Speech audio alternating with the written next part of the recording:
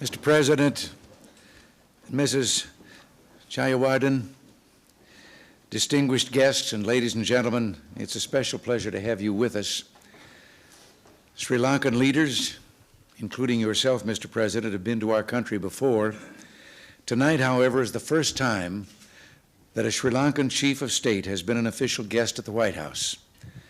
It's our honor to have you with us, and Nancy and I hope your visit will be followed by many more. Our talks this morning reflected the cordial and cooperative relationship which exists between our two democracies. When your government was first elected in 1977, Mr. President, Americans were excited by your bold program for economic development. And you've led your country in a new direction, and by doing so, you've created new opportunities for your people and expanded the potential of every Sri Lankan. The accelerated Mahaweli River project is part of your effort, as is freeing the Sri Lankan economy from the controls and red tape that stifled progress and economic expansion. One innovation of particular interest to me, Mr. President, is the creation of a free trade zone. This practical approach to development with its open market is attracting investment and unleashing the energy of the private sector. And I hope those over on Capitol Hill who claim enterprise zones won't work here in our country will take notice of the progress that you've made. We in the United States are happy that we've been able to contribute to your progress.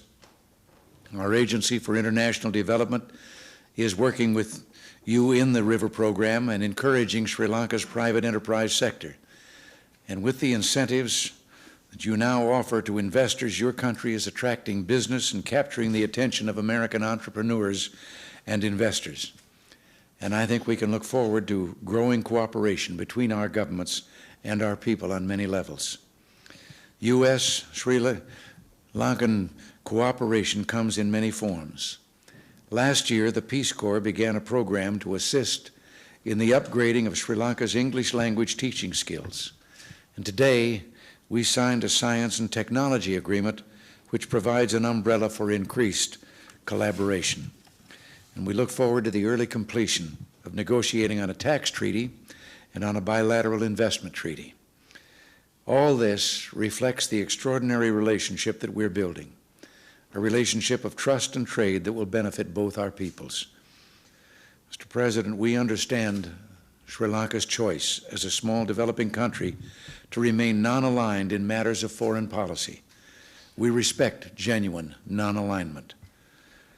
Your country consistently has been a forceful voice for reason and moderation in non-aligned councils. Your strong opposition to unprovoked aggression in Afghanistan and Kampuchea has swelled the international chorus calling for restoration of independence for these two brutalized countries. We hope that Sri Lanka will remain a strong moral voice in world politics.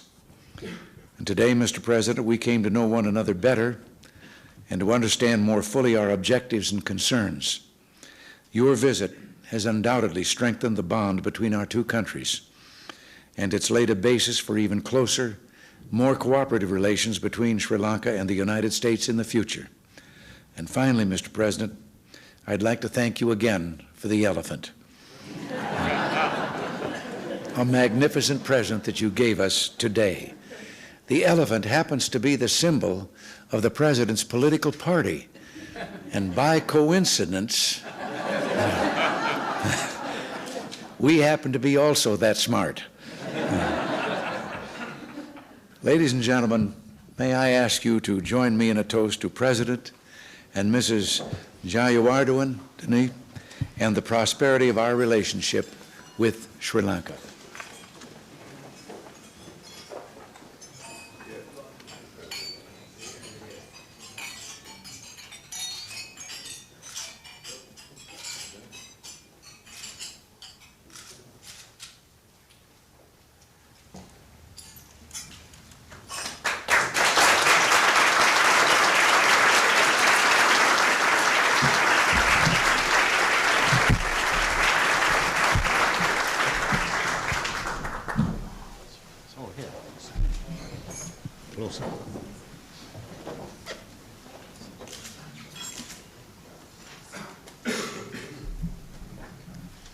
Mr. President, Madam Reagan, ladies and gentlemen, I don't mind President Reagan telling the public that the gift of the elephant was accidental.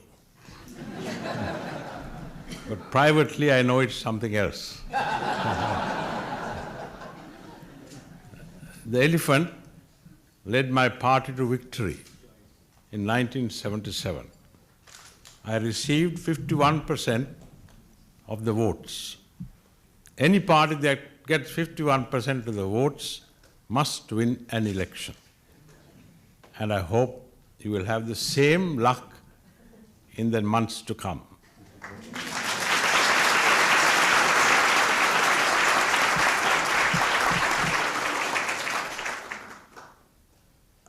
I came here as a stranger, but I find already I feel I am among friends.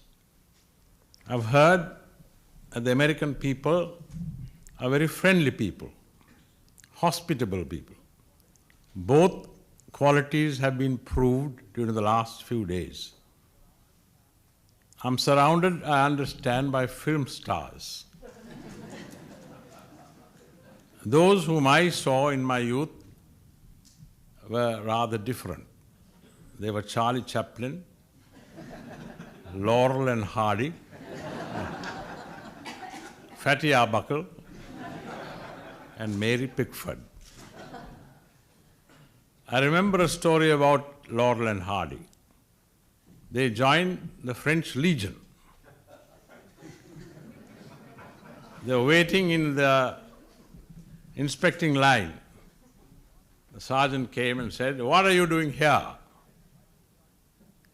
Why do you join the French Legion?" They said, "We joined the French Legion to forget."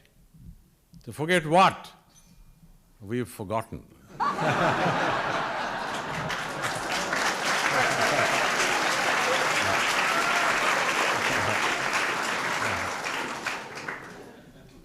I haven't forgotten about the help your country has given us during the last few years. But I didn't come here to ask for help. That's not my way.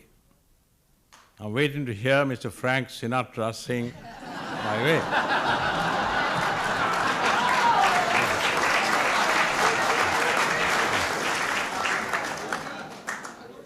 That's one of my favorite songs, but I understand he doesn't like it.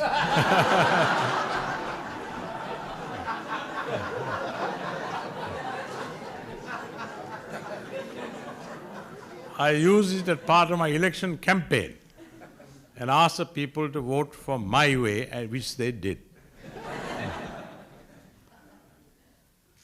Your country is, as far as the Americans go, young.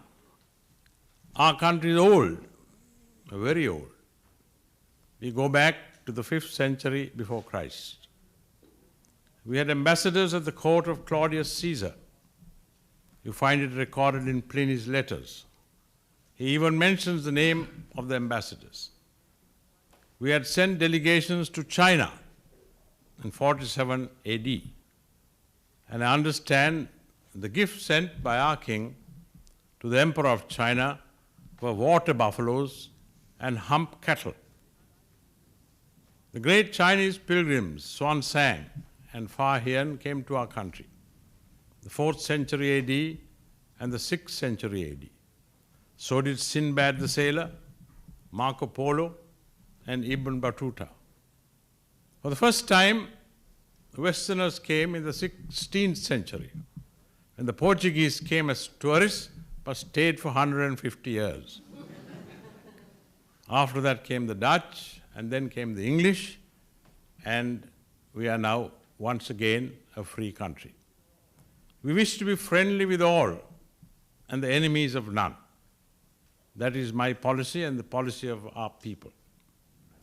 We would like the people of America to understand us. In the long history of Sri Lanka, there have been difficult periods. There have been murders, there have been assassinations, There have been riots, there have been good deeds and bad deeds. Last July we had one of those bad periods, but in time to come it will be forgotten. I see in one of your newspapers there's an advertisement in which some people are trying to make us remember that day. It was a fatal day. Several people were killed. It was not done by the government, it was done by a gang of hooligans, about which we are very, very sorry. I'm trying to forget it and trying to make our people not commit, some of them, such incidents again. I hope we will succeed. I remember when one of your representatives came to see me and had lunch with me, I told her, she is your representative in the United Nations organization, a leader must know only 2 words. She said, what's that? I said, yes and no. And I think President Reagan knows those 2 words very well. Once you say yes, or once you say no, stick by it. Whatever happens, never change. That has been my policy and it has succeeded. Therefore, Mr. President, we are surrounded by friends. We have been very happy the last few days. I have a few more days to spend. I hope to spend some time in the Indian settlements at Santa Fe, not for any other reason, but because those were the stories I read in my youth about Buffalo Bill, the various tribes. I'm fascinated by the fact they were the oldest human settlements, as far as I know, in the continent of America. They're a great people, and we must give them a helping hand, as we must give every race, every tribe, every human being, whatever his caste, religion, or race, a helping hand. We are all human beings. We extend our affection not only to human beings, but even to animals, to the little elephant that we have gifted to you. That is the philosophy which we have learnt in our country. That is a philosophy which, if I can, are spread throughout the world. And I find in you, Mr. President, and Madam Reagan, 2 very good disciples. Thank you very much for entertaining us.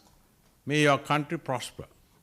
May, in the morning and in the evening, at nightfall, may the name of President Reagan and Madam Reagan never be forgotten. Thank you.